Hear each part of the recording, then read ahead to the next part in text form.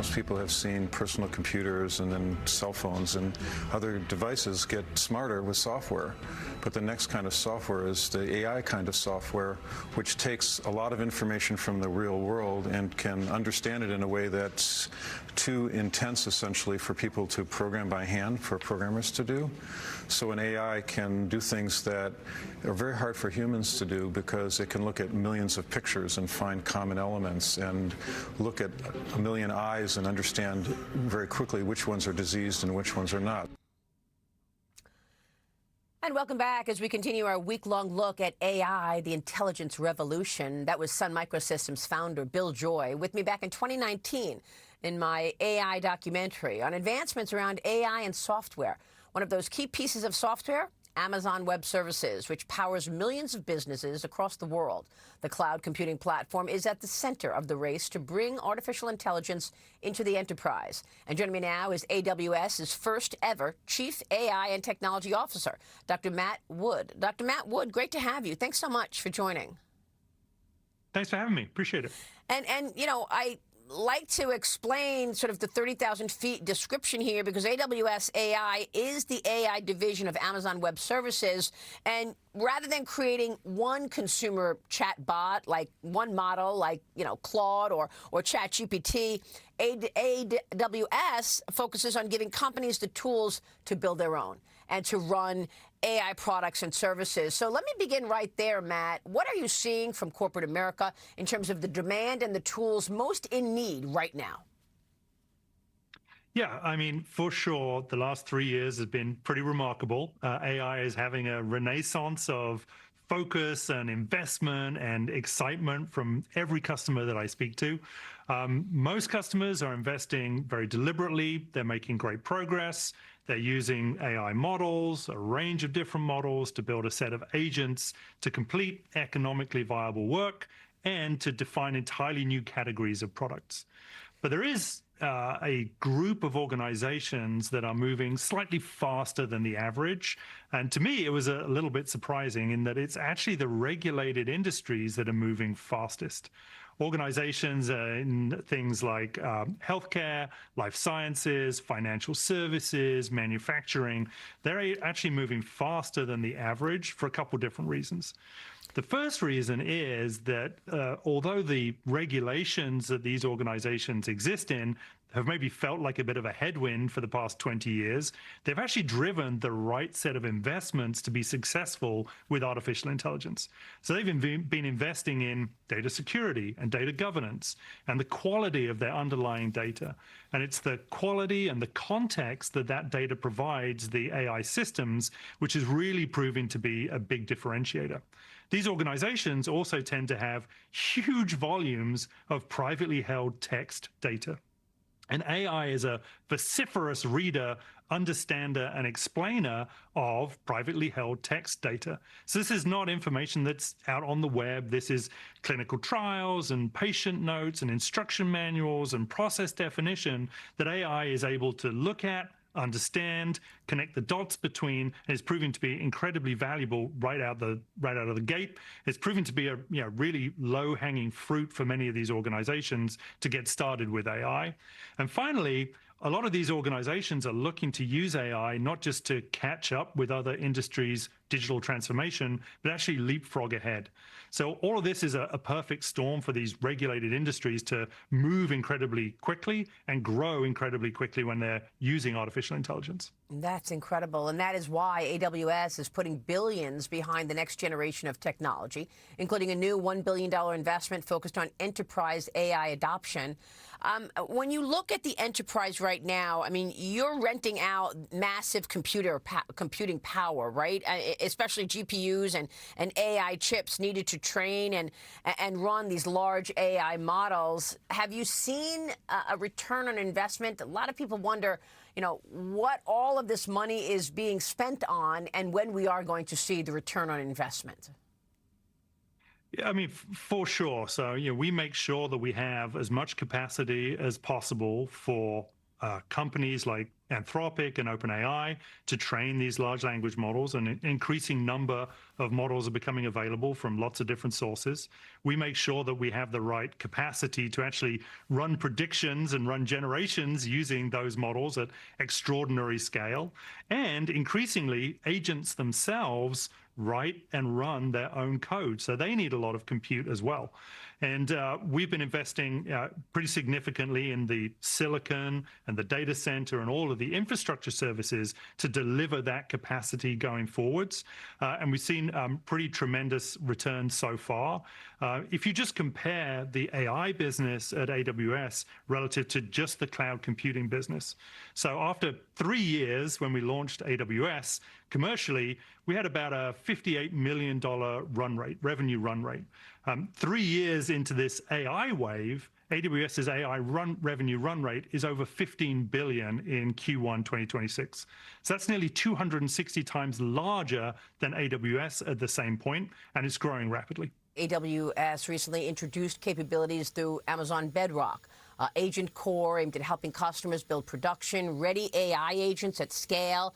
I want to talk to you about agentic AI and how you're building the AI agents here, Matt, because there has been some debate about agentic AI. We saw that Anthropic study where we focused on those 16 agents that actually all went rogue. We talked about this in the last week-long look at AI with Betsy Atkins, where, you know, the agents were given specific rules around tasks, but they didn't follow the rules. They said, well, we know we weren't supposed to go into government programs, but we needed that information. And we know we weren't supposed to go into personal files, but we needed this information. So tell me how you enable companies to create AI assistants, and are there barriers or frameworks in place to deal with potential unpredictable behavior from those agents? Yeah, I mean, one of the things that we've found is really important with agents is ensuring that they have a secure environment to operate in, and they have a robust, immutable set of policies that dictate what they can and what they cannot do. And I think one of the interesting aspects of artificial intelligence in general is that whilst there is a huge amount of attention on the foundation and the frontier models, as quite rightly, these are a new material that we can craft into all these new capabilities and experiences, there's actually a growing ecosystem of rapidly maturing technologies that sit alongside them, which allow you to build much more sophisticated, much more predictable, much more consistent, much more secure, much more controllable capabilities using things like agents that just didn't exist before. And a lot of where we're investing is ensuring that you can take these remarkable models and ensure that they behave in predictable, consistent ways using non-AI systems. So AI systems are famously predictable. You can put the same input in and get a different output, and that can make them unpredictable in the sort of scenarios that you're talking about. Now, our approach is a little different. We actually take the best of the generative capability of AI models and combine them with formal, mathematical, validated proof as to what that model can and can't do, the policies that it can use, what data it can access, what tools it can access, what type of information it can generate. And those capabilities are completely separate from the model itself. And we've got a lot of investment in those capabilities at Amazon, and it's been great to see customers combine those two technologies, the generative capabilities of large language models with the formal reasoning and capabilities of the policy system that we have in place to drive incredible capabilities inside their organization. Now, Matt, President Trump has talked a lot about the race in AI with China. And I know that executives at OpenAI and Anthropic are sounding the alarm on the rise of cheap AI. These AI systems, powerful new models coming out of China. An article in the Journal yesterday says top American AI executives sound alarm on Chinese models. What can you tell us about these Chinese models and the competitive nature of what we're seeing in the United States versus what China is producing? Well, I think that we are seeing the early stages of the maturation of foundation models. I don't know that there's going to be 100 different types of foundation models in the fullness of time, but I bet there's going to be more than just 2 or 3. And so we're starting to see more and more entries from different places and different organizations, from public sector, from private sector, from different geographies, that are providing more optionality and choice when it comes to foundation models. And one of the things that we've been building at Amazon is the more choice you have with these models, the better. And the systems that we build at Amazon and the systems that our customers are building that are successfully scaling actually combine the best of one model with the capabilities of another model. And so as the frontier continues to advance, I think we should all expect to see more optionality at the frontier. Now, what is really interesting in the last 3 months is that that frontier capability keeps moving forwards. But it's leaving behind it this extraordinary field of opportunity. So if you standardize for a unit of intelligence instead of standardizing on the frontier, the cost of delivering that unit of intelligence in the field behind the frontier is decreasing by an order of magnitude every 3 to 6 months. Now, that is an extraordinary saving, and it can change the calculus of what organizations can run in the field behind the frontier. Now, that hasn't mattered up until recently because you had to operate at the frontier in order to be successful. But as the frontier keeps moving forward, this remarkable scope of low-cost intelligence, which you can bind to the context of your organization incredibly cheaply, and which is going to continue to get cheaper, is the opportunity for most organizations. And are those models largely open source models? There were some reports that the Trump administration is going to try to move toward reducing the use of open source models, given what we've seen coming out of China, including Moonshot AI's Kimi K3 model and Alibaba's Qwen 3.8 Max. What are your thoughts on open source versus closed? Well, I think that there is a big enough pie for all of these different capabilities to coexist, irrespective of where they come from. So we have big, successful open weights models inside the US. Europe is building more open weights models, but there's also a lot of proprietary models being built as well. And there's different trade-offs and different utility in all of these different models. And so it's very easy to get distracted by who's the winner, and there's a lot of drama at the frontier. But in truth, different models are good at different things. And there's different trade-offs that organizations typically need to make in terms of capability or speed or cost. That means that you need to use all of these different models together in order to be successful. So from our perspective at AWS, we have long held the belief that optionality and choice is valuable to customers, and we'll continue to support that going forwards. Well, this week, we've really put a deep dive into healthcare.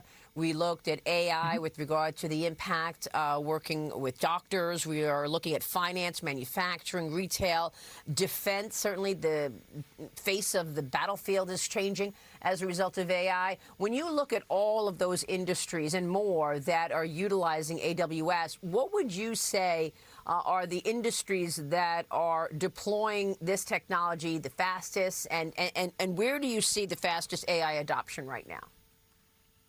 The fastest AI adoption right now is in the regulated organizations, in the industries that you just touched on. So if you look at the big growth on an already large base is financial services and is in healthcare. And the reason for those is there's just a huge amount of latent opportunity associated with the type of data that those organizations deal with.